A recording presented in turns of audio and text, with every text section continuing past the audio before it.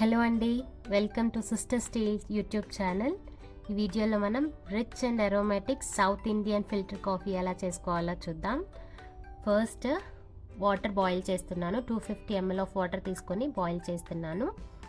So south Indian filter తీసుకొని పైన కంపార్ట్మెంట్లో 6 spoons of coffee powder వేస్తున్నాను.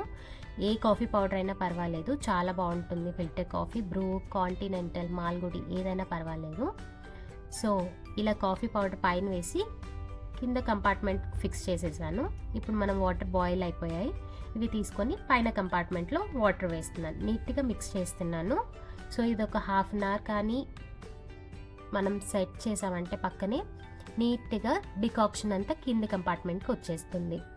సో 1 అవర్ దాకైనా ఉంచవచ్చు. మార్నింగ్ లేచి పని చేసేస్తే కాఫీ మనం రెడీ అయిపోయేసరికి కాఫీ కూడా రెడీ అవుతుంది decoction.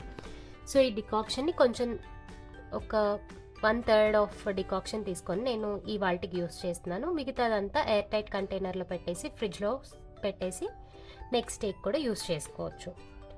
So next 3 tea glasses of milk తీసుకొని 3 టేబుల్ స్పూన్స్ ఆఫ్ షుగర్ వేసి కొంచెం షుగర్ క్యారమలైజ్ అవ్వడానికి తిరగొడుతున్నాను. ఇలా చేస్తే కాఫీ టేస్ట్ కూడా చాలా బాగుంటుంది. ఒకసారి ట్రై చేసి చూడండి. సో సైడ్ తీసుకున్నాను కదా కొంచెం డికాక్షన్, అది కూడా బాయిల్ అయ్యే మిల్క్లో వేసి తిరగొట్టేస్తున్నాను.